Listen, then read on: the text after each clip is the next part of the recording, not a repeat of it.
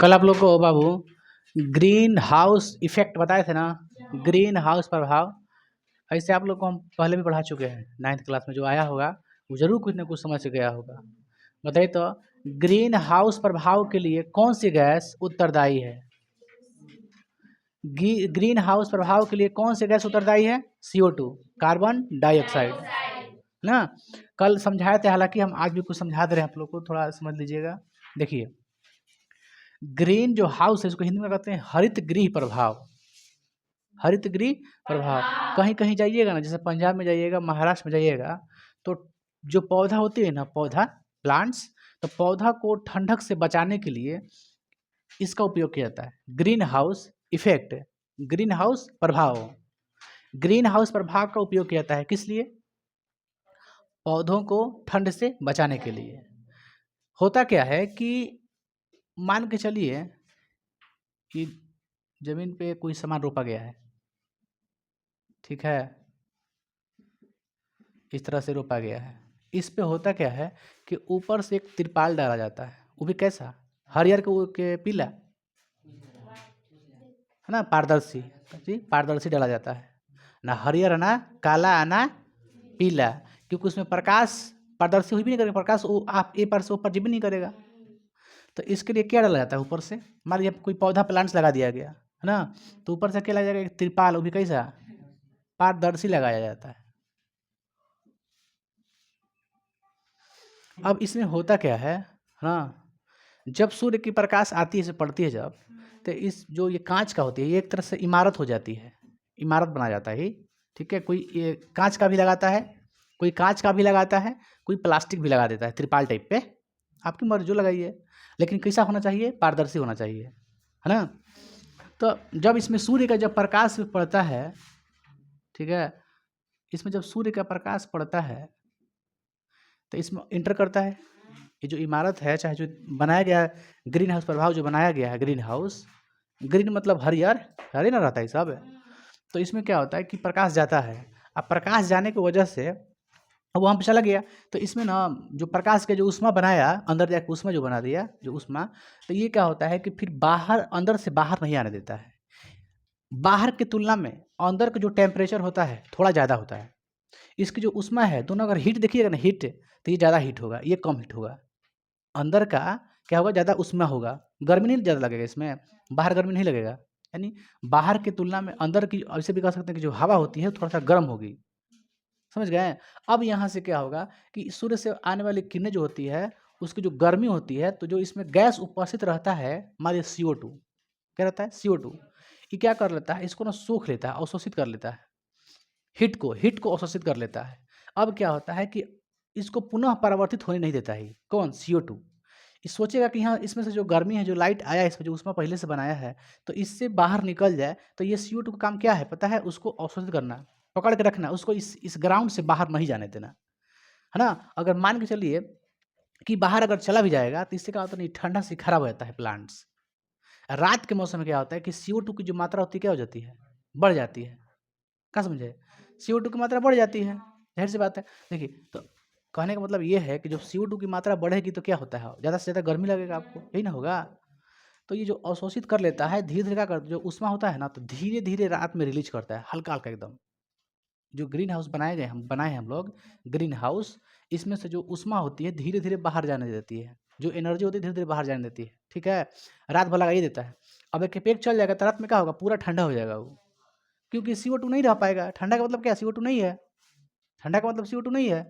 तो CO2 का काम यही है कि जो सूर्य के प्रकाश की जो किरणें आई है, उसको रात में भी धीरे-धीरे मतलब परिवर्तित करे, बाहर इस ग्राउंड से बाहर निकाले, इसका काम यही है, समझ गए? तो अब क्या होता है कि जब इसमें आ जाता है ना कोई प्रकाश ऊष्मा, तो इससे निकलने नहीं दिया जाता है इसको। इसलिए नहीं निकलता है क्योंकि पारदर्शी होता है, आने के बाद CO2 उसको पकड़ लेता है, अवशोषित कर लेता है, ताकि ये खराब मत हो के पौधा। तो पौधे को ठंडक से बचाने के लिए ये ग्रीन हाउस बनाया जाता है, ताकि इसमें कोई भी ऊष्मा आए तो इसको क्या कर ले? अवशोषित कर ले। अवशोषित करने के बाद क्या होता है? रात भर ठीक रहेगा वो। तो ठंडा पड़ता है तो ना मुड़ुक जाता है, ये सब टेढ़ टेढ़ होकर गिर जाला, देखल ना ये सब। गाँव में क्या होला? धान पुआर पर तनी सी पानी बरसात होला, देखिए पूरा झुक जाला, झुकला कि ना। अब जितना लहर वहर तूफान मचा, सब देखिए सीधा होकर लहरिया लगे। तो ऐसे होता है। अब इसी का सेम टू सेम हम लोग वायुमंडल पर उपयोग करते हैं। जैसे इस तरह की इसमें हो गया ना, बता देना किसे ग्रीन हाउस रखता है, उसी प्रकार समझ लो वायुमंडल को समझिए आप लोग। वायुमंडल, तो वायुमंडल में यही होता है जो इसमें भी काम बताए ना। वायुमंडल में जब सूर्य के प्रकाश इंटर करती है तो वायुमंडल से ना जो मौजूद होती है ग्रीन हाउस गैस, जैसे CO2, जो ग्रीन हाउस गैस है वो क्या करती है, जब वायुमंडल में जो प्रकाश की किरणें आती है तो उसको अवशोषित कर लेती है। अब वायुमंडल से बाहर जाने नहीं देती है उसको। बात समझ रहे हैं ना, पूरे वायुमंडल से उसको बाहर नहीं जाने देती है। मान के चलिए पूरा हमारा ये ग्राउंड वायुमंडल है, ये वायुमंडल में हम लोग कहाँ रहते हैं, वायुमंडल में रहते हैं। तो वायुमंडल में जहाँ हम लोग रह रहे हैं, यहाँ से सूर्य का प्रकाश इसमें इंटर किया, जिससे कैसे ही हवा में इंटर किया, तो उसी प्रकार इसमें भी इंटर करेगा। जब इसमें इंटर करेगा तो इसमें मौजूद रहता है क्या, CO2। वायुमंडल में क्या मौजूद रहता है, CO2 रहता है। CO2 जितना अधिक रहेगा, जितना आएगा उड़ जाएगा ना, उष्मा जितना आएगा उतना क्या कर लेगा, अवशोषित कर लेगा। आपका पूरा वायुमंडल गर्म रहेगा। यानी CO2 की मात्रा जितनी बढ़ती है उतनी पता है क्या होता है, उतने आपको गर्मी लगेगा। समझ गए। तो CO2 की नहीं कि ज़्यादा रखना है, लेकिन रखना भी है। अब CO2 नहीं रहेगा, सोच के देखिए, CO2 नहीं रहेगा। ओके, अब होता क्या है कि जब सूर्य के प्रकाश दिन में तो ठीक है, और जब CO2 है ही नहीं है तो रात में पता है क्या, आपको पूरा ठंडा लगेगा, पूरा ठंडा लगेगा। हाँ, समझ रहे हैं ना। तो पेड़ पौधों का भी होना जरूरी है। अगर रात में CO2 नहीं रहे ना, अगर CO2 रात में अगर पूरा नहीं रहे तो पूरा ठंडा लगेगा आपको। CO2 की मात्रा देखिए, बताए ना अभी कि CO2 की मात्रा रात में अधिक हो जाती है। अधिक होना ही चाहिए, उतना ना मतलब कि पूरा गर्मी लगे लगे, बैलेंस संतुलन बना के रहे। मैंने CO2 ज़्यादा मत हो के, मतलब एक बैलेंस में रहे, ताकि आपको ज़्यादा गर्मी ना लगे, ज़्यादा ठंडा ना लगे। तो CO2 को अगर आपको रखना है बचा करके, तो पेड़ वृक्षारोपण कीजिए, ठीक ना है, पेड़ पौधा लगाइए, CO2 बढ़ते रहेगा। तो देख जैसे इस तरह कैसे आया इसमें, तो इसमें भी इंटर करता है तो CO2 इसको जाने बाहर नहीं देता है, वायुमंडल से बाहर इसको जाने नहीं देता है ना। अगर ये बाहर इसमें का उष्मा अगर बाहर चला गया तो ये पूरा पिघलेगा नहीं, सोचिए बर्फ बन जाएगा ये सब, आदमी ठंड से एकदम लकड़िया जाएगा एकदम। CO2 अगर सफा ना रहे तो पूरा आपको ठंडा लगेगा। अगर CO2 बढ़ा तो सिंपल काम है, CO2 जितना बढ़ाना है सिंपल काम है, पूरा का पूरा पेड़ लगाते रहिए पेड़ पूरा, CO2 बढ़ जाएगा। और CO2 बढ़ेगा तो गारंटी क्या होगा, दिन में पता है क्या होगा, दिन में आपको दिन में भी आपको उतना मतलब गर्मी महसूस नहीं होगा। डे में बता रहे हैं आपको, क्योंकि डे में ना पेड़ पौधा कार्बन डाइऑक्साइड नहीं छोड़ती है, ऑक्सीजन छोड़ता है। हम लोग ना CO2 छोड़ते हैं दिन में, लेकिन रात में पेड़ जस्ट उल्टा हो जाता है ना, रात में उल्टा हो जाता है CO2, ऐसा करता है। तो सीधी सी बात है कि वायुमंडल में जो उपस्थित गैसें होती हैं तो सूर्य के प्रकाश से आने वाली किरणों को अवशोषित कर लेती है, ठीक है। और ये क्या करती है, पृथ्वी की ठंड से बचाती है, पूरा ठंड से बचाती है। वही क्या है आपका हरितगृह प्रभाव है। तो उसी प्रकार बताइए, तो ग्रीन हाउस प्रभाव किसके लिए, किस चीज़ के लिए उपयोग करते हैं, प्लांट्स के लिए उपयोग करते हैं, पौधा के लिए, ताकि पौधा खराब ना हो, ठंड से पूरा खराब ना हो जाए, समझा गेल। तो वही है ग्रीन हाउस इफेक्ट। जैसे इसमें उपयोग किए ना, तो हम लोग भी तो वायुमंडल में रहते हैं, पेड़ पौधा के लिए यही वायुमंडल है, पेड़ पौधों के लिए यही वायुमंडल मान लीजिए, यही वायुमंडल है। देखिए क्या होता है ना कि एक जगह सोच के इसे देखिए आप लोग, एक जगह थोड़ा सा मान लीजिए प्लांट्स लगा दिए, पौधा लगा दिए, अब पूरा वायुमंडल थोड़ा मोड़ा बड़ा है, बहुत ना बड़ा है। तो ज़्यादा से ज़्यादा जहाँ जहाँ CO2 रहेगा वहीं तो गर्मी ज़्यादा रहेगा। तो आप कैसे कह सकते हैं कि नहीं एक जगह खाली गर्मी रहेगा, जहाँ प्लांट्सवा है, पौधा है, वहाँ गर्मी रहेगा। इसलिए इसको बनाया जाता है ताकि खाली इसी की गर्मी रहे, उष्मा रहे, ताकि ये ठीक रहे प्लांट्स। अगर सूर्य नहीं निकले ना, सूर्य का प्रकाश अगर नहीं दिखाई दे उसको, प्लांट्स को, पौधा को, तो गारंटी कहते हैं वो पौधा कभी नहीं हो पाएगा। तो ये सब जरूरी है, प्रकाश संश्लेषण का ये सब जरूरी है। वायुमंडल में हम लोग रहते हैं, तो बताइए कि ग्रीन हाउस प्रभाव के लिए कौन सी गैस उत्तरदायी है, यही पूछता है। तो CO2 पूछता है। ग्रीन हाउस प्रभाव जरूरी है कि नहीं जरूरी है, जरूरी भी है। बताइए CO2 क्या ज़्यादा होना चाहिए, कम होना चाहिए, पूरा नहीं होना चाहिए, बैलेंस में रहो। ज़्यादा हुई तो दिखते बा, कम हुई पूरा तब दिखते बा, है ना। तो दोनों दोनों चीज़ जरूरी है। आगे बाबू हम लोग देखते हैं, आप लोग आगे रह गया क्वेश्चन था प्रथम शिखर सम्मेलन, है ना, प्रथम पृथ्वी सम्मेलन, प्रथम पृथ्वी सम्मेलन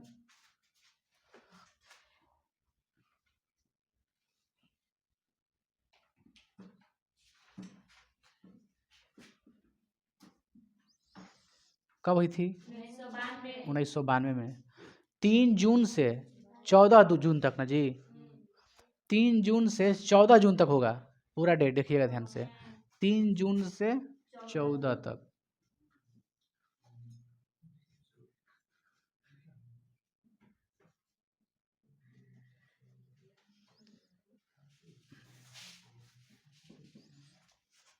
ठीक ना। बताइए यह पृथ्वी सम्मेलन कहाँ हुआ था?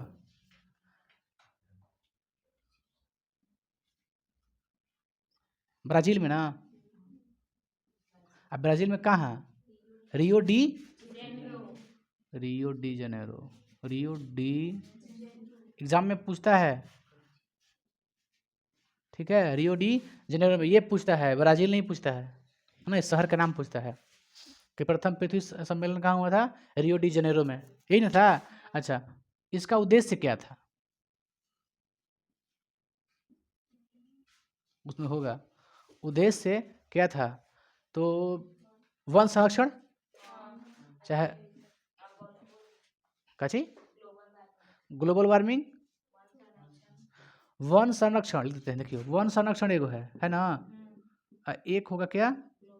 ग्लोबल वार्मिंग, और थर्ड है ग्लोबल वार्मिंग, और एक है जैव, मतलब जीवों में विविधता।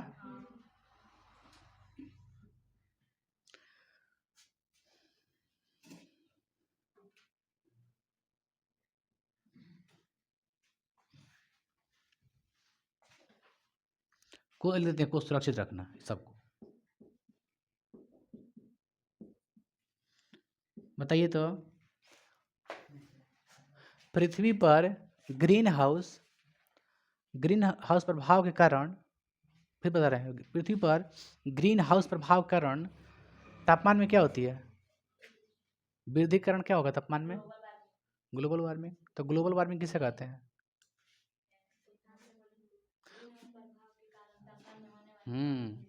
ग्रीन हाउस प्रभाव, चाहे हरित गृह प्रभाव के कारण तापमान में होने वाली वृद्धि, ना लगातार जो वृद्धि होगी उसका कहेंगे ग्लोबल वार्मिंग।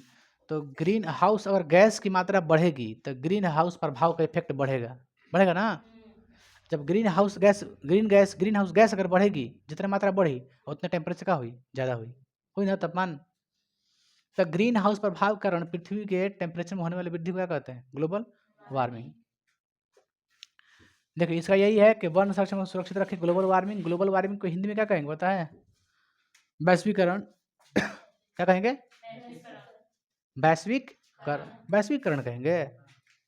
वैश्वीकरण होता है, ग्लोबलाइजेशन का ना कहेंगे वैश्वीकरण। ग्लोबल वार्मिंग मतलब पता है क्या होता है? गर्मी को ना बोलते हैं।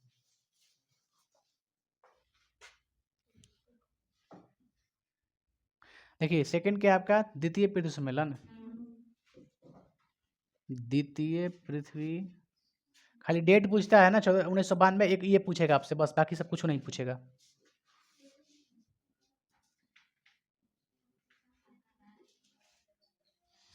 कब हुआ था? 1900। एग्जाम ये देता नहीं है, हालांकि दूसरा नहीं देता है, तीसरा वाला पूछता है, तीसरा वाला पूछता है। बताइए ये कहाँ हुई थी? द्वितीय पृथ्वी, न्यूयॉर्क ना।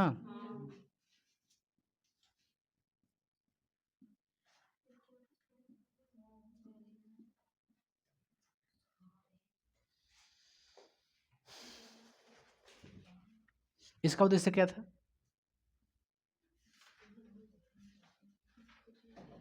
इसका भी उद्देश्य लगभग वही था, पर्यावरण संरक्षण, वन संरक्षण, सबका वही मतलब है।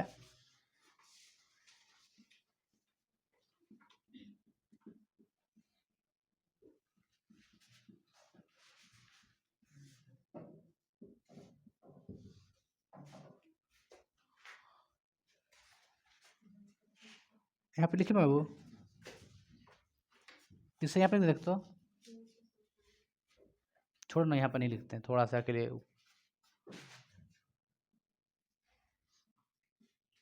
क्या है क्योटो?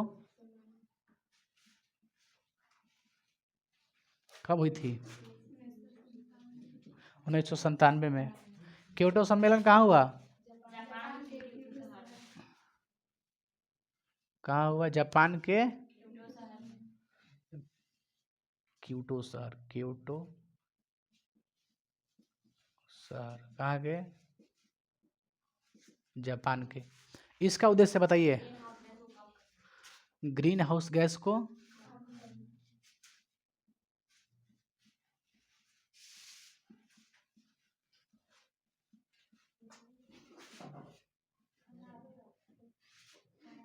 कौन कौन है green house gas? CO2, NO2,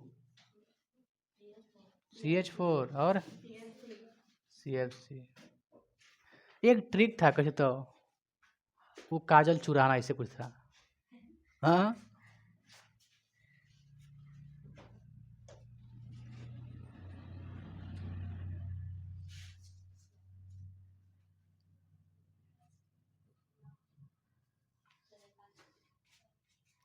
okay नहीं तक क्योटो सम्मेलन। देखिए आपको ये ध्यान में रखना है, एक ये ध्यान में रखिए, काफ़ी है, ठीक है। ये दो दिमाग में रखिए तो ठीक है, दो चीज़ दिमाग में रखिएगा, यहाँ से काफ़ी है।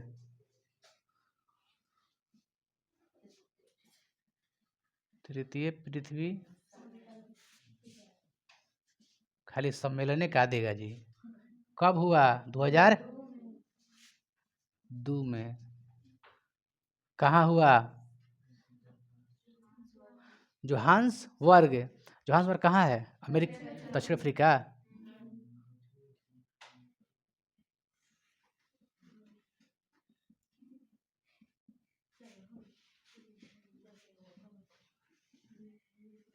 इसका भी उद्देश्य क्या था जी? क्या करना? वही था, ग्रीन हाउस गैस को कम करना। का दिल का सोचता है बाबू? लिख दें पर्यावरण और ग्रीन हाउस गैस, ठीक है ना जी? चांदनी सब वही है, कुछ कुछ सुधार होते गया, सुधार होते गया, सुधार होते गया, समझ गए? यही नहीं होता है। कल क्या पढ़ाए थे आप लोग को याद है? कल पढ़ाए थे आप लोग को कौन कौन सम्मेलन? हमारा साझा भविष्य पढ़ाए थे, चाहे उसको बोलते थे ब्रटलैंड सम्मेलन, याद कीजिए, ब्रटलैंड सम्मेलन। एक था आपका थी, एक और बताए थे जी, इम्पोर्टेंट चीज बताए थे, सम्मेलन 2 3 को 4 को बताए थे। और क्या था? हाँ स्मॉल इज ब्यूटीफुल किसकी पुस्तक थी? शमशेर की। उसमें क्या कहा गया था? उद्योग को बढ़ावा दिया गया था। बताइए पृथ्वी पर CO2 के बढ़ने का कारण क्या है?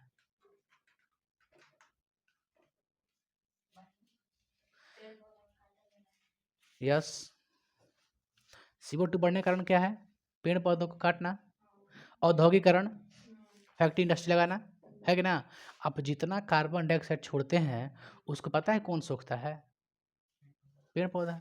पेड़ पौधा नहीं रहे तो क्या होगा? नहीं रहे तो आप मर जाइएगा, हम लोग मर जाएंगे सभी लोग, सही बता रहे, सब कोई मर जाएगा पेड़ पौधा नहीं रहेगा तो। चांद पे है पेड़ पौधा? नहीं ना है तो पेड़ पौधा जरूरी है क्योंकि ऑक्सीजन हम लोग को उसी से लेना है और कार्बन डाइऑक्साइड उसी को देना है, ही ना है? देना भी है और लेना भी है, समझिए, फिर में कुछ नहीं मिलने वाला है, पहले दोगे, CO2 देना है उसके बाद ऑक्सीजन लेना है, पहले लेना है इसे।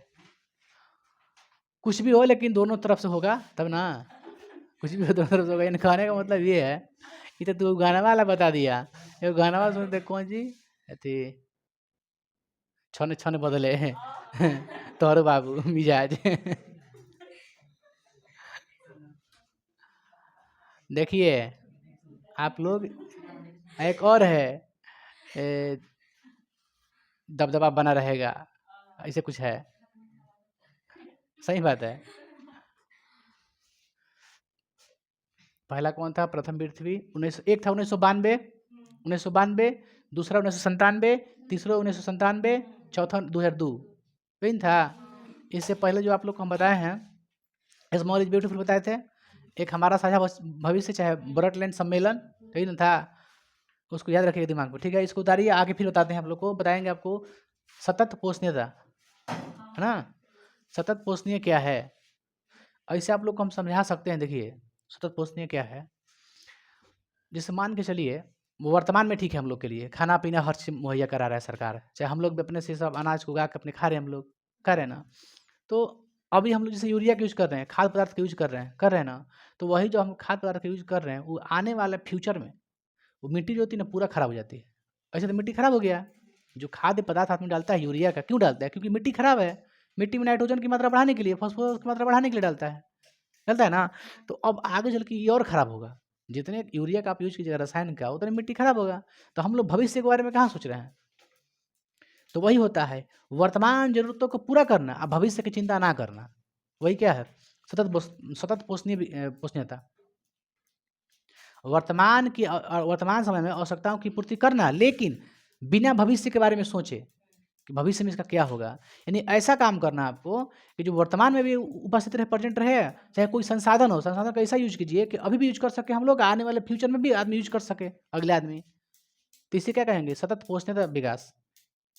उतारिए, लिख देते हैं उसका डेफिनेशन। हाँ, गजब करता है, उसको देखते हैं ना। क्या बाबू? ठीक ठीक ठीक, उसको भी आ जाएगा, तू भी, वो भी आएगा तभी होगा वही। उसमें चेंजिंग कुछ दिखाई देगा, ऐसा बात नहीं है, कुछ ना कुछ चेंजिंग हो जाएगा। कबूतर कभी भी कबूतर रहेगा। चलिए हम लोग क्या लिखते हैं? सतत पोषणीयता विकास, सतत पोषणीय विकास। क्वेश्चन ये रहा आपका, ये रहा आपका स्क्रीन पे। कौन क्वेश्चन? सतत, सतत मतलब होता है कंटिन्यूसली, सतत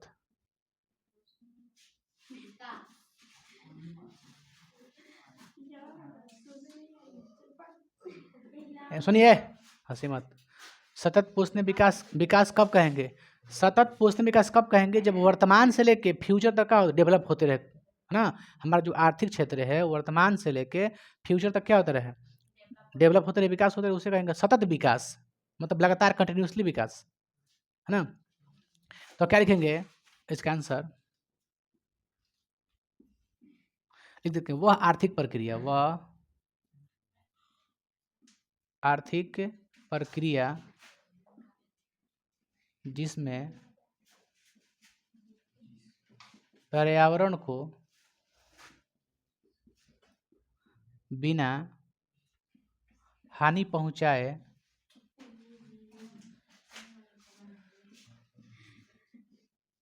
वर्तमान तथा भविष्य में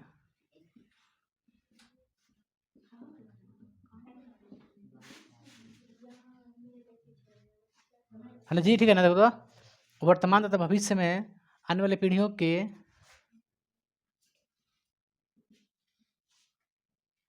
विकास लिखते हैं।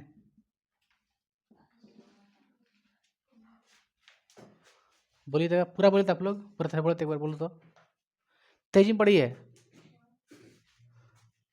पढ़िए थोड़ा तेजी में एक बार।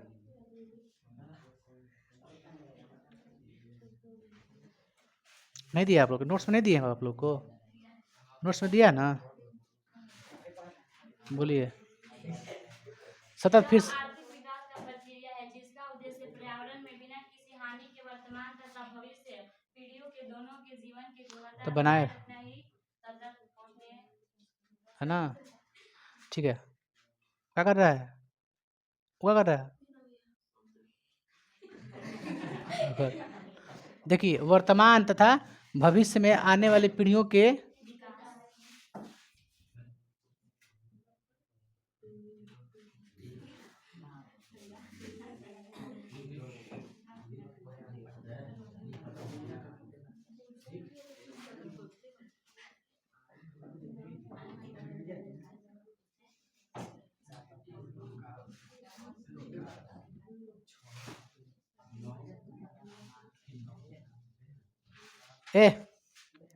माने वर्तमान का भी विकास हो, भविष्य का भी विकास हो, उसे क्या कहते हैं?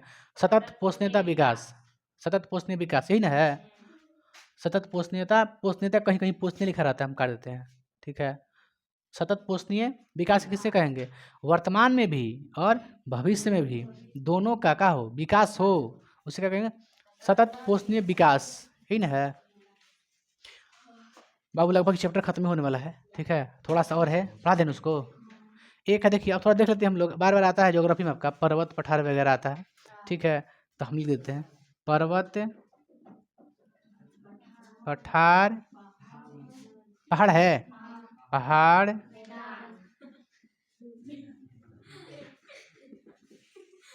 हंसो मत, सुनिए। ये क्या आपका, ये पर्वत, क्या लिखे हैं? पर्वत, पठार, पहाड़, मैदान। अच्छा मान के चलिए, बताते हैं सब बताते हैं हम। देखिए सबसे पहले क्या देखें हम लोग, पर्वत।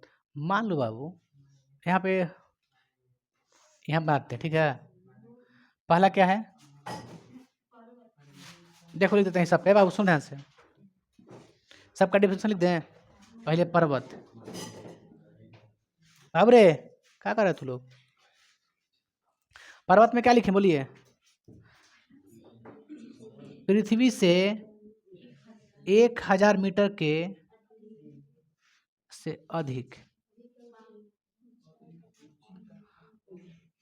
ऊंचाई तथा कौन हो ना, हाँ कौन हो मतलब वही,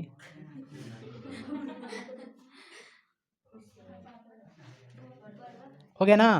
देखो 1000 मीटर से ऊपर हो, ठीक है, और क्या उसमें कौन हो, तो ऐसे ये क्या है, पर्वत है ना।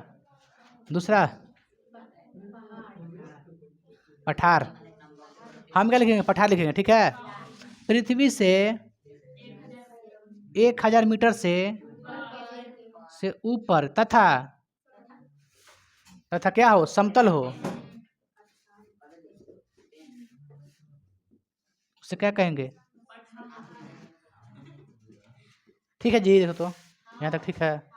अब नेक्स्ट क्या आपका, क्या नेक्स्ट, मैदान है, कहाँ गया, पहाड़ है। हंसने का नहीं, याद कीजिए, सभी लोग बोल रहे हैं। पहाड़, सुनिए, पहाड़ किसे कहेंगे कि पृथ्वी से क्या हो,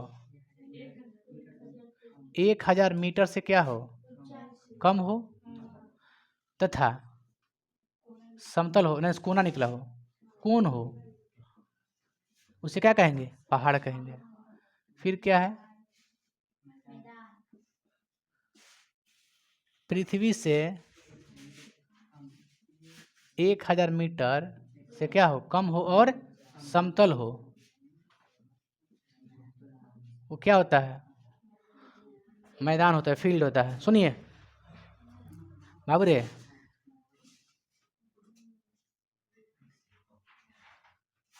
सब समझते हैं, हो गया यहाँ से।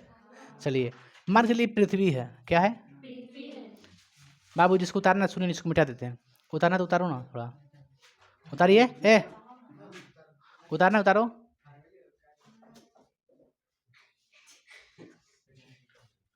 बाबू देखिए, देखिए सुन ध्यान से, समझ गए ना इस सब के बारे में। इसको अब थोड़ा सा फिगर से समझाते हैं, ठीक है ना। ये मान लीजिए बाबू, ये क्या है, ये समतल, यानी पृथ्वी है, ये क्या है, पृथ्वी है। पृथ्वी, अरे यार समतल सतह मान लेना भाई, गजब हाल भैया। तू देखा है पृथ्वी गोल है कभी? कैसे, कहाँ लौकता, कभी देखते ही तक नीचे गोल है, बौरा सन का। देख देखो इससे कितनी हाइट पे है, देखिए देखो,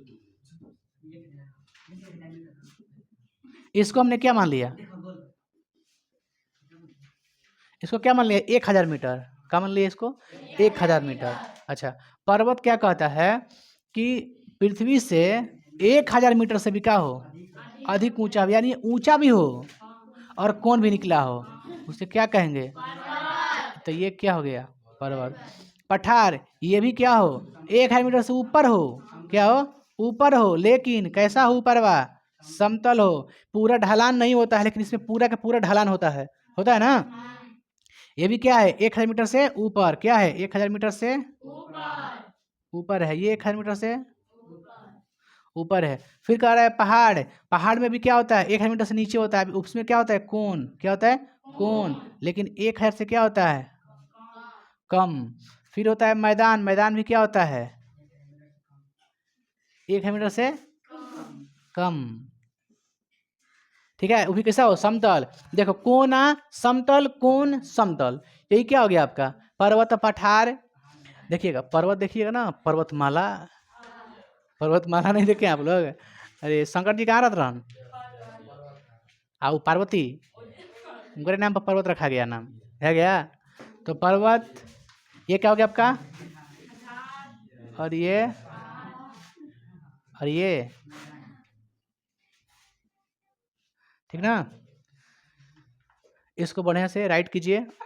दत्त बाबू ऑब्जेक्टिव तो है नहीं, ऑब्जेक्टिव पूरा इसको खत्म कर देंगे ना, क्योंकि पहला चैप्टर में क ख ग घ इस तरह से दिया है आपका पूरा, समझ में ना? देखिएगा बुक, उसमें दिया होगा। पहला चैप्टर बहुत बड़ा चैप्टर है, और वही तो सबसे बड़ा लॉन्ग है, बाकी तो सब आसान है, समझ गए? तो इसको उतार लीजिए, बढ़िया से छापिए और समझिए इसको, ठीक है? आगे कल बताएंगे।